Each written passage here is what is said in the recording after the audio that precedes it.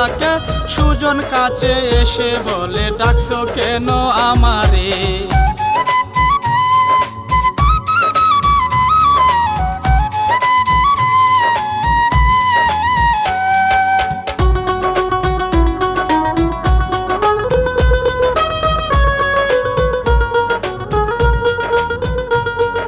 ব্যবসা করে সুজন মিয়া অনেক টাকার মালিক সে। যখন যা চাই সখী এনে দেই তারে। সুজন একদিন বলে সখী একটি সন্তান আমি চাই। সখীর মুখ কালো হলো আল্লাহ আমার কি উপায়।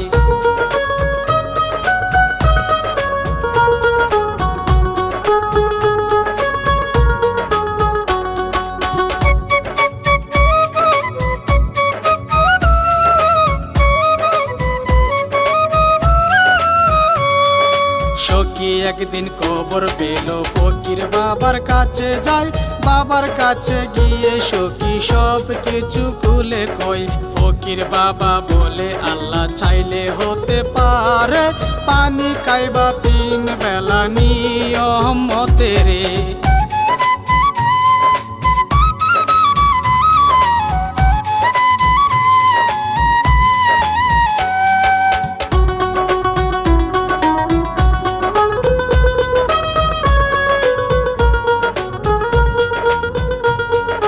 সখী বাড়ি চলে যায় ফকির বাবা বসে। আল্লাহর কাছে করে দোয়া একটি সন্তান দাও রে। এইদিকেতে পানি পড়া খাই নিয়ম মতে। আল্লাহর কাছে একটি সন্তান চাই ভিক্ষারে।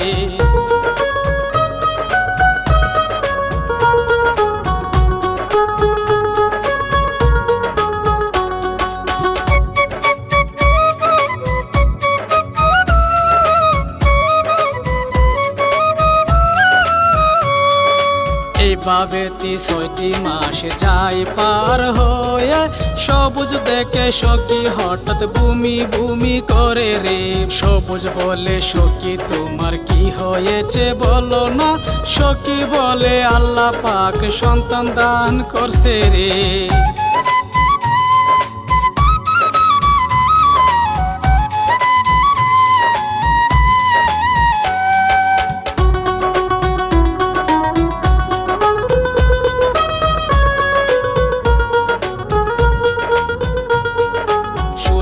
অনেক খুশি হয়ে তাকে কোলে নিল। ভালোবাসার আদর দিয়ে একটি চুমা দিল। সুজন সখী হবে তারা এক সন্তানের বাবা মা। এই খুশিতে সুজন মিয়া মিষ্টি বিলায় গ্রামেতে।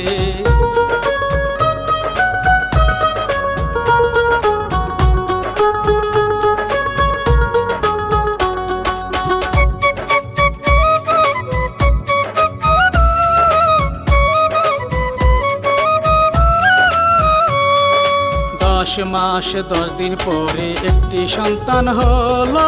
বাবা মায়ের মনের ইচ্ছা আল্লাহ পূরণ করলো। হাসি খুশি সবুজ সাথী পাইয়া একটা সন্তান। আল্লাহর কাছে শুকরিয়া করে হাত তুলে রে।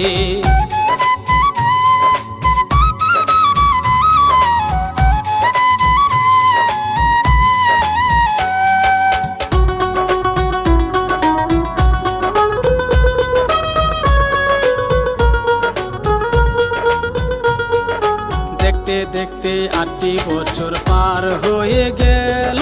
সাজানো সংসার তাদের দেখতে লাগে ভালো। বাবা বাবা বলে ডেকে আসে বাবার কাছে। বাবা তখন আদর করে নিল বুকের পাঁজরে।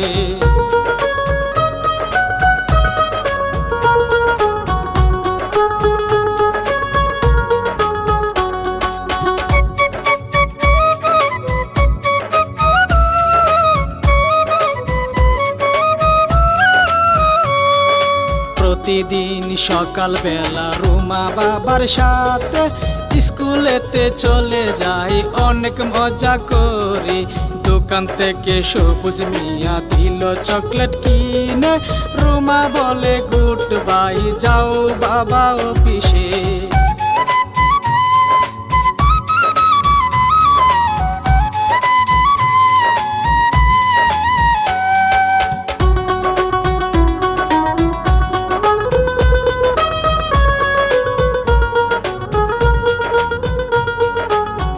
নেশামেতে ডিপু ডাকাত দল বল নিয়ে নেশা করে তারা সবাই রাস্তাঘাটে বসে।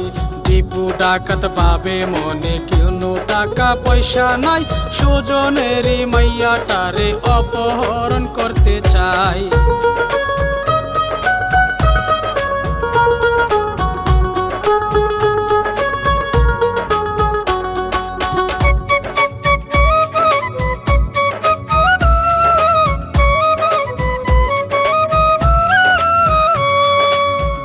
বান্ধব সবাই বলল কথা ভালো লাগলো, যেভাবে হোক আজকে আমরা অপহরণ করব। এই বলিয়া দীপু গেল স্কুলেতে চলে, সুজন মিয়া রুমাকে দে স্কুলেতে সেরে।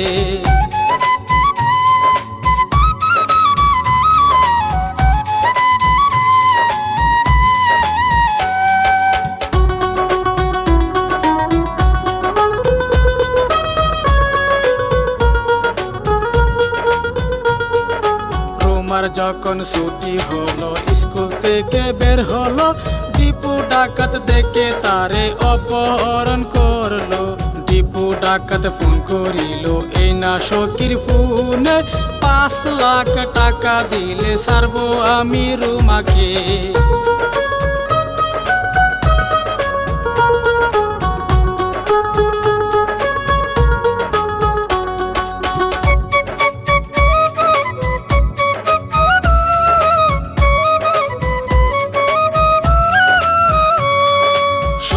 তখন বুঝতে পারলো রুমা ডাকাতের কাছে, সখী তখন ফোন করিল সুজনেরই কাছে।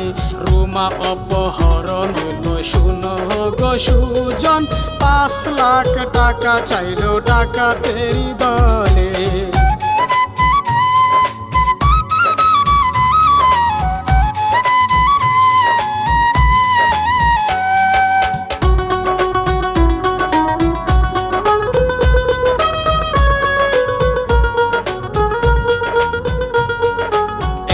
কেতে রুমাকে দে শুকনো রুটি খেতে, পানি চাইলে ডিপু ডাকাত সরতাপর মারে।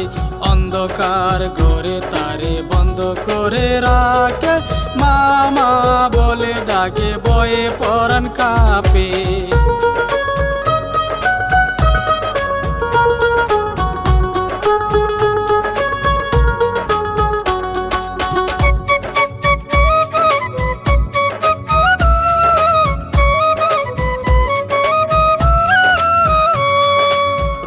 জন্য সখী হাইরে কোনো খাবার খাই না, সুজন বলে কি করিব আল্লাহ তুমি বলো না। রেগে গেল সুজন মিয়া পুলিশেরই কাছে, সব ঘটনা খুলে বলল পুলিশেরই কাছে। আমারে বাঁচাই, আমারে বাঁচাই, আমার মাইয়ারে বাঁচাই। কি হয়েছে তোমার? আমার মাইয়াটারে নিয়ে গেছে গা, ওই ডিপু ডাকাতের লোকে আমার মাইয়াটারে নিয়ে গেছে গা। 5 লাখ টাকা আছে স্যার, এত টাকা আমি করতে দেবো? ঠিক আছে ঠিক আছে, তুমি কোনো টেনশন করো না, ঠিক আছে, সমস্যা নাই, সবকিছুর সমাধান আছে। তুমি যাও, আমরা ফোর্স নিয়ে আসতেছি। হ্যাঁ, যাই দেবো, ওখানে আসামি ধরে দেবো। কি হয়েছে না হয়েছে সমস্ত ডিটেইলস শুই না। স্যার আপনি পায়ে ধরা লাগবে না, তুমি জানলে পারেন আমার মাইয়াটারে উদ্ধার করে দিয়ে। যাও যাও, দেখতাছি কি বলো। ঠিক আছে, তুমি যাও, আমরা আসতেছি। অনেকদিন ধরে ওর অন্যায় অত্যাচার এলাকাবাসী সহ্য করতেছে, ঠিক আছে। ওকে আজকে থানায় নিয়ে আসতে হইব, দইরা ইচ্ছা মতো সাইজ করতে হইব। হ্যাঁ ঠিক আছে, চলো আমরা যাই, ধরে নিয়ে আসি।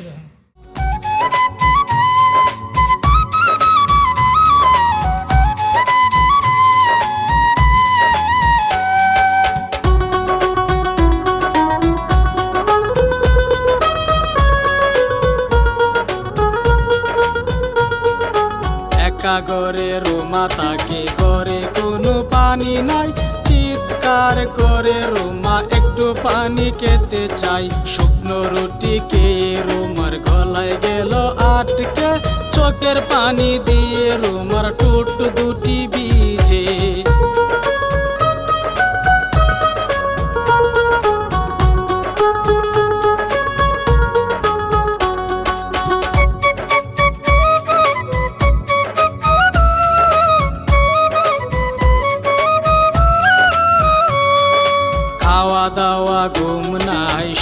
শুধু কান্দে, আর আমি বাঁচবো না গো, যাব সুজন মরে।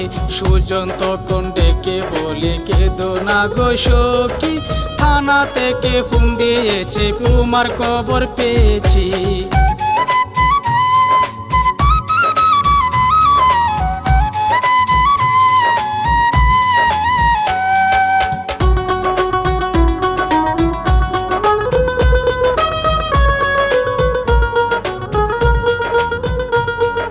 সেই গ্রামেরই গহীন বনে ছিল ভাঙা বাড়ি, সেই বাড়িতে ডাকাতের দল করতেছিল ফুর্তি। সেই গ্রামেরই একটি ছেলে, নাম ছিল তার পাপন, রুমাকে দেখে সে যে পুলিশকে দেয় ফোন।